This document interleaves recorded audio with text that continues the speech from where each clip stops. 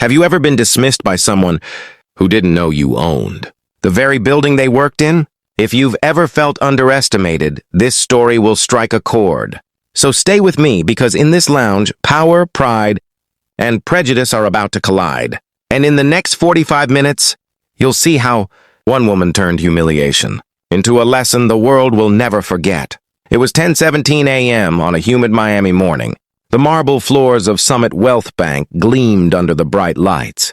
Inside the private client lounge, the air was calm, the sound of papers shuffling, soft footsteps and low conversations. Then the door opened and Amelia Grant walked in.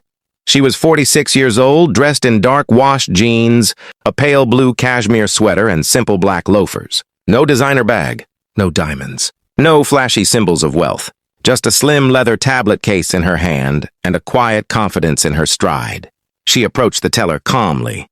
"I'd like access to the private lounge," she said softly.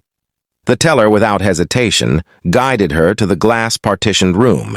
After all, she had requested to complete a $5 million withdrawal.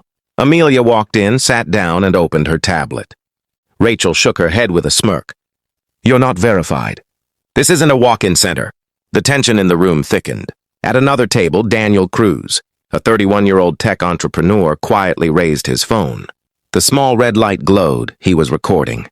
He saw the injustice, and his instinct was to capture it. But Amelia noticed. Her voice was calm but firm. "Don't," she said. "We settle this with facts, not footage." Before Daniel could respond, a tall man in a gray suit stood up. Marcus Reed, a lawyer in his 40s, placed a hand on Daniel's shoulder. "Brother," he said gently, "put that down. This is bigger than one clip. Use your words, not just your camera." Daniel hesitated, then lowered his phone.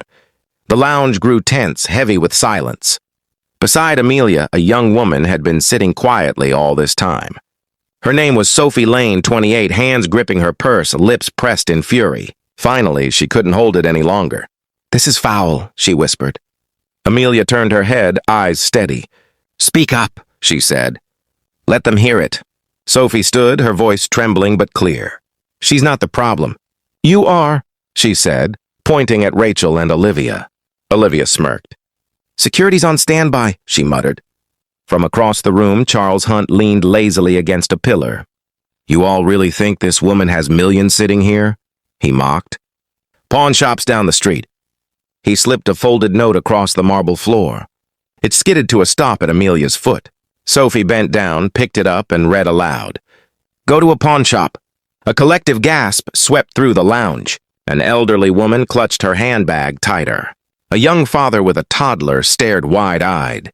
The atmosphere was no longer quiet. It was buzzing, humming with tension. Amelia's calm voice finally rose, not in anger, but in command. "That's enough," she said. "You're destroying this institution with every word that comes out of your mouth." Rachel smirked, clearly enjoying the display of power. "You're not a client," she said coldly. "You're a con artist. Go play rich somewhere else." Whispers rippled across the lounge. Every pair of eyes was now locked on. In life, we are often judged by appearances. People make quick decisions about us based on the clothes we wear, the way we speak, or the places we sit. This story shows us exactly how dangerous and shallow such judgments can be. The man was calm, quiet, and simple in appearance. He did not try to impress anyone with wealth or luxury. Yet, because of that, he was dismissed, insulted, and humiliated. But in the end, the truth came out. And it was respect, not pride, that stood tall.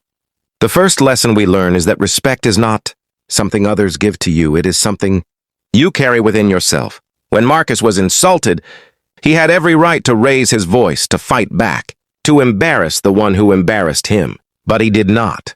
Instead, he chose silence. He chose patience. And that silence was more powerful than any words could have been. It proved that dignity does not come from shouting or from revenge. Dignity comes from knowing who you are and not allowing anyone else's opinion to shake that truth. Think about it. The flight attendant thought her power came from her uniform, from her authority, from the role she played on the flight. She believed she could decide who deserved respect and who didn't.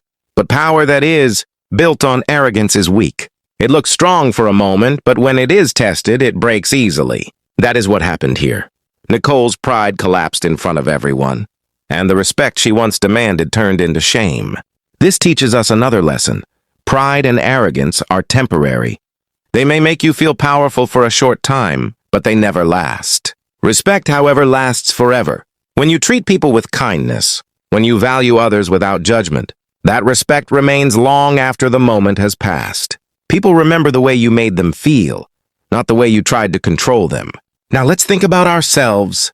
How often do we judge people too quickly? Maybe we see someone in simple clothes and assume they cannot afford luxury. Maybe we hear someone speak differently and assume they are uneducated. Maybe we look at someone's job and assume they have no importance.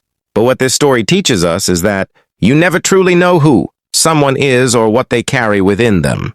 The person you dismiss today might be the very person who can change your life tomorrow. Marcus's strength came from patience. He could have turned the entire situation into chaos, but instead, he chose dignity. His calmness spoke louder than Nicole's arrogance. And in the end, everyone saw the truth. His silence was not weakness. It was power.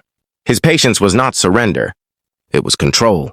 His respect for himself became an example for the entire world.